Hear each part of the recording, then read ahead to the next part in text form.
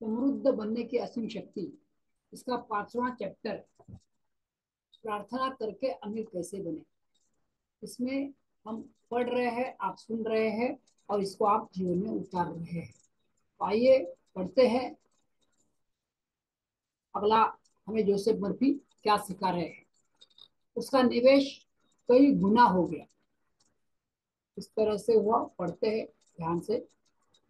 हाल ही में मुझे एक आदमी का पत्र मिला जिसने आपका अवचेतन एक बैंक है नामक मेरा व्याख्यान सुना था। मैं को इसको फिर से रिपीट करना चाहूंगा। आपका अवचेतन मन एक बैंक है नामक मेरा व्याख्यान सुना था। मैं आपको उस पत्र का एक अंश बताना चाहता हूँ। उस इंसान ने जिसको उपयोग किया उसने लिखा है, प्रिय डॉक्टर मर्फी, मैंने आपका व्याख्यान सुना। इसमें आपने बैंक के रूप में अवचेतन मन का इस्तेमाल करने की बात कही थी।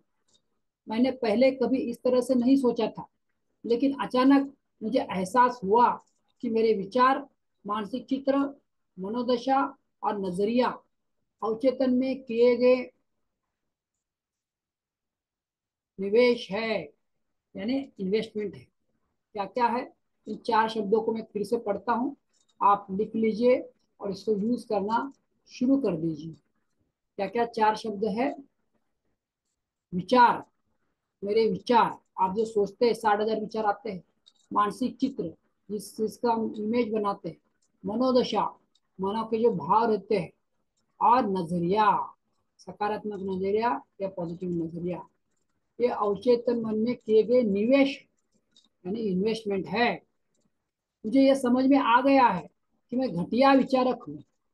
क्या समझ में आया उनको कि मैं घटिया विचारक हूँ, क्योंकि मैं अपने अवचेतन मन में द्वेष, आलस्य, टाल मटोल, चिंता और आत्मनिंदा की धनराशियां जमा कर रहा हूँ। यो भी नोट डाउन करने की जरूरत नहीं है, और इसको समझो कि आप इसको यूज नहीं करने वाले। यूज कर रहे हैं तो आज से बंद कीजिए। क्या क्या है।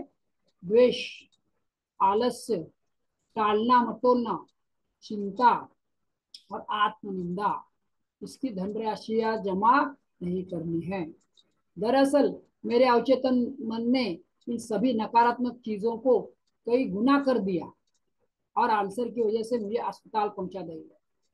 अवचेतन मन में आपने ऊपर में जो द्वेष, आलस, टाइम को डालोगे, वो सभी नकारात्मक चीजों को कई गुना बढ़ाकर इनको अल्सर हो गया था, अस्पताल पहुंच गए थे। तो उनको अपनी गलती समझ में आई और उन्होंने गलती कैसे करेक्ट की, सुनते हैं। आपका व्याख्यान सुने हुए जब 3 महीने हो चुके हैं। जिस दिन मैंने उसे सुना, उसी रात मैं ईश्वर के बारे में यह सोचने लगा कि वह स्वर्ग में बैठा इंसान नहीं है जिसमें मनुष्य की खामियां और कमजोरियां हो। सोच बहुत इंपॉर्टेंट है। ईश्वर क्या ये नहीं है कि वो कहीं ऊपर बैठा है और जिसमें मनुष्य की खामियां और कमजोरियां हो। इसके बजाय उन्होंने क्या सोचा, तो असीमित प्रज्ञा है जो सभी चीजों में निहित है। क्या सोचा, जो असीमित प्रज्ञा है सभी चीजों में निहित है। असीमित प्रज्ञा है, सभी चीजों में निहित है, पूरी सृष्टि को मार्गदर्शन देती है और मेरे आग्रह पर तत्काल प्रतिक्रिया करती है।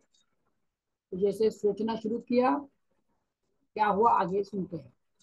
मैं भावना और चेतना के साथ प्रबल दावा करने लगा। ईश्वर की शक्ति, शांति, बुद्धि और खुशी अब मेरी है। उसका प्रेम मेरी आत्मा में भरता है। उसका प्रकाश ये मानव जाति की सेवा के बेहतर तरीके दिखाता है। एक बार मैं इसको फिर से पढ़ूंगा, अंडरलाइन करूंगा, आप इसको लिख लीजिए। ईश्वर की शक्ति, शांति, बुद्धि और खुशी अब मेरी है। ईश्वर का प्रेम मेरी आत्मा में भरता है और उसका प्रकाश मुझे मानव जाति की सेवा के बेहतर तरीके दिखाता है। इसके बाद क्या हुआ, जब से मैंने अपने व्यक्तिगत बैंक अवचेतन मन में ये विचार जमा करने लगा हूँ, सोने की आंतरिक खदान से अद्भुत सृजनात्मक विचार कर निकल कर मेरे पास आने लगे हैं।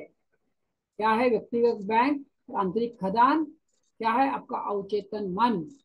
मेरा व्यवसाय 3 गुना बढ़ चुका है।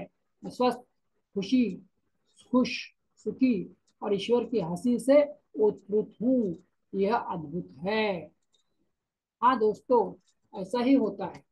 मेरे भी क्लाइंट है जिनको मैं इसी किताब से देता हूँ उदाहरण। भले उनके प्रॉब्लम के हिसाब से प्रार्थना बदल जाती है, कुछ टॉपिक के साथ कुछ विचार बदल जाते हैं, पर इसके आजू बाजू ही रहते हैं। इसी किताब को रेफरेंस समझकर मैं उनको गाइड करता हूँ, और उनका प्रॉब्लम सॉल्व हो रहा है, और उनके जीवन में भी धन समृद्धि आ रही है। आप भी चाहते हो आपके जीवन में धन समृद्धि, खुशहाली, सफलता, संपत्ति आए, तो बिल्कुल इस किताब का पढ़ाई कीजिए। बार बार पढ़िए, एक बार में नहीं होगा। इसे कंसेप्ट बार बार पढ़कर इसको जीवन में उतारने की जरूरत है।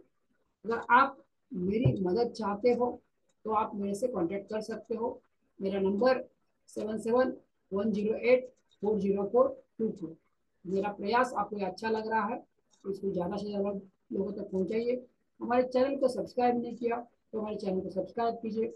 बेल आइकॉन अगर प्रेस नहीं किया तो याद से प्रेस करें। फिर मिलते हैं अगले दिन, तब तक के लिए धन्यवाद। Thank you very much.